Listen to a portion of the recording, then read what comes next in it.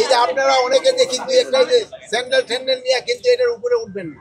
গত 15 বছর ছিল 2 কোটি টাকা সরকার দিত, কিন্তু এবার কিন্তু সরকার 5 কোটি টাকা সরকার দিছে। এবার পূজা আরো ভালোভাবে হবে, এটা একটু উৎসব মুখর হবে। আজকে আমার এখানে আসার উদ্দেশ্য হলো, গতবার আমি এখানে আসছিলাম, এবারও আসছি, এটার প্রিপারেশনটা কিরকম। আমি দেখলাম প্রিপারেশন বেশ ভালো হয়েছে এবং আপনাদের আমি আশ্বস্ত করতে চাই গতবারের চেয়েও এবার পূজা আরো ভালোভাবে হবে, এটা একটু উৎসব মুখর হবে এবং সবাই এটার পবিত্রতা বজায় রাখবে। এটা কিন্তু একটা ধর্মীয় অনুষ্ঠান, এটার কিন্তু একটু পবিত্রতা বজায় রাখতে হবে। এই যে আপনারা অনেকে দেখি দুই একটা যে স্যান্ডেল ট্যান্ডেল নিয়ে কিন্তু এটার উপরে উঠবেন না, এতে কিন্তু এর পবিত্রতাটা কিন্তু নষ্ট হয়। যেহেতু ধর্মীয় অনুষ্ঠান, ধর্মীয় সব রীতি নীতি মেনে আপনারা এখানে যার যার কাজ সে করবেন এবং আমি আশা করব পূজাটা খুবই নির্বিঘ্নে হবে এবং উৎসব মুখর হবে। আর আপনারা জানেন আমার বোন অলরেডি বলছে যে গতবারের থেকে কিন্তু ছুটি বাড়াই দেওয়া হয়েছে এবং পূজা মণ্ডপের সংখ্যাও কিন্তু বাড়ানো হয়েছে। এর আগে গত 15 বছর ছিল 2 কোটি টাকা সরকার দিত, কিন্তু এবার কিন্তু সরকার 5 কোটি টাকা সরকার দিছে।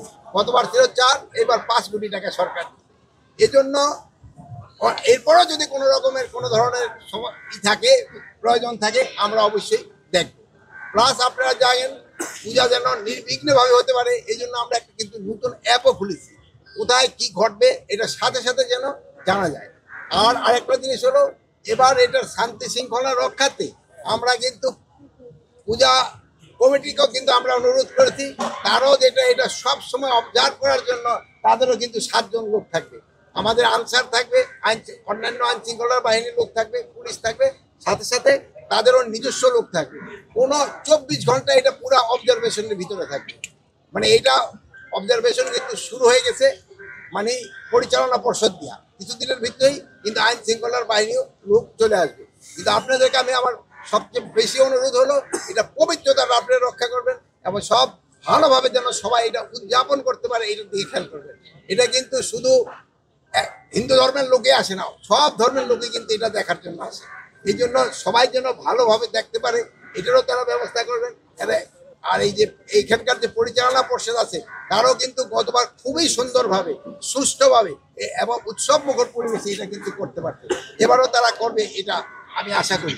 আর এখানে আইন শৃঙ্খলা পরিস্থিতি ভালো থাকবে, এখানে কোনো রকমের কোনো অসুবিধা হবে না।